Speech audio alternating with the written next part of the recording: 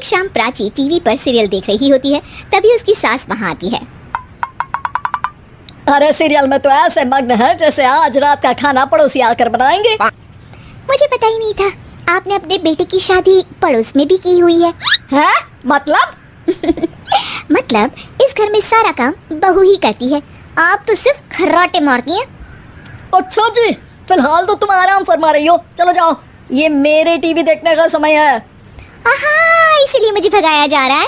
Sorry, अब तो बिल्कुल नहीं जाऊंगी। प्राची की इस बात पर दोनों सास बहू के बीच टीवी रिमोट के पीछे बच्चों जैसे छीना झपटी शुरू हो जाती है, जिसके बीच श्लोक भी काम से घर वापस आ जाता है। आज मेरी चूहे बिल्ली की जोड़ी किस बात पर झगड़ रही है? अरे तेरे बीवी मुझे टीवी ही नहीं देखने दे रही। अरे तुम्हारी मम्मी मुझे खाना बनाने के लिए फोर्स कर रही है। अरे वाह, ऐसे बेतुके रीजन पर तो बच्चे भी झगड़ा नहीं करते। अरे मुझे कुछ मत बोल, सब इसने ही शुरू किया है। हाँ, जैसे आप तो बहुत दूध की धूली है ना। अरे बस दोनों चुप। प्राची जाओ, खाने की तैयारी करो। और माँ तुम छोड़ो, तुम्हें क्या बोलूं, शांति से अपना सीरियल देखो, मुझे दोबारा लड़ने की आवाज सुनाई नहीं देनी चाहिए। ऐसा बोलकर श्लोक वहाँ से चला जाता है, जिसके पीछे पीछे प्राची भी कुछ न कुछ बड़बड़ाते हुए रसोई में चली जाती है। हाँ, सासू जी को तो कुछ बोलेंगे ही नहीं, बस मुझ पर ही हुक्म चलता है, खाना बनाओ, जैसे मैं इनके घर में खाना बनाने के लिए आई हूँ। इसी तरह शाम बीतती है और रात को श्लोक और प्राची की सास खाना खाकर सोने चले जाते हैं, लेकिन प्राची गुस्से में कुछ खाए बिना काम में ही लगी रहती है। इस घर में किसी को घंटा फिक्र नहीं पड़ता, मैं खाऊं या भूखी रहूं। प्राची कुछ देर के लिए रसोई से बाहर जाती है और जैसे ही वापस आती है तो वहाँ दूध का भरा ग्लास देखकर हैरान रह जाती है।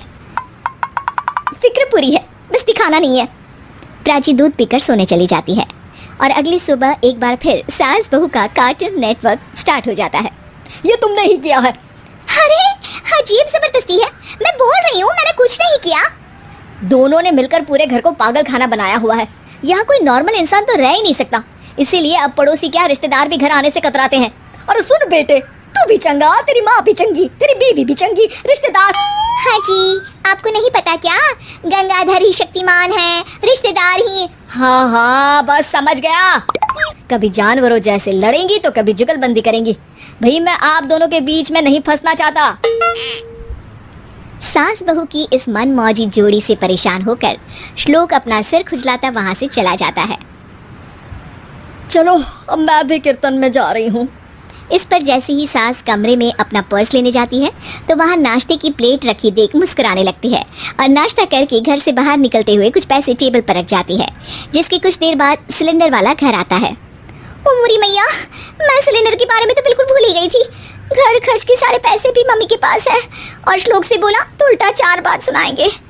प्राची ये सोच ही रही होती है कि अचानक उसका चेहरा चमक उठता है और वो घर में आकर इधर उधर देखने लगती है।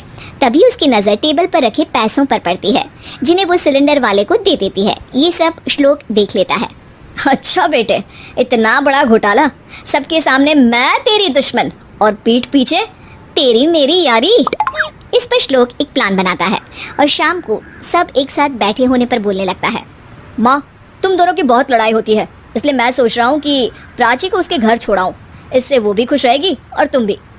अचानक श्लोक की ये बात सुनकर सास बहू शौक से उसकी तरफ देखती है। अरे ऐसे कैसे घर छोड़ाओगे, मुझे कहीं नहीं जाना। अरे तुमने बोला नहीं पर मैंने सुन लिया, तुम्हें मम्मी के साथ रहना अच्छा नहीं लगता, मुझे पता है।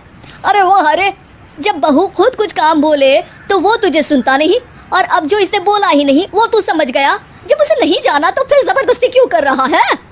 अच्छा, फिर आपको मौसी के घर छोड़ाता हूँ। बस अब आप दोनों एक घर में एक छत के नीचे नहीं रह सकती। मैं इस टॉम एंड जेरी की जोड़ी को और नहीं झेल सकता। है? ऐसे कैसे नहीं रह सकते? तुम्हें इतनी दिक्कत है तो तुम्हारा बोरिया बिस्तर पैक कर देती हूँ, लेकिन मम्मी जी कहीं नहीं जाएंगी।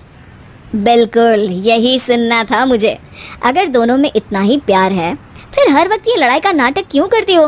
देखा मैंने कैसे माँ किचन में दूध रखती है और तुम उनके लिए कमरे में नाश्ता रखती हो, और कैसे वो पहले ही तुम्हारी दिक्कत समझकर घर में पैसे रखकर बाहर जाती है।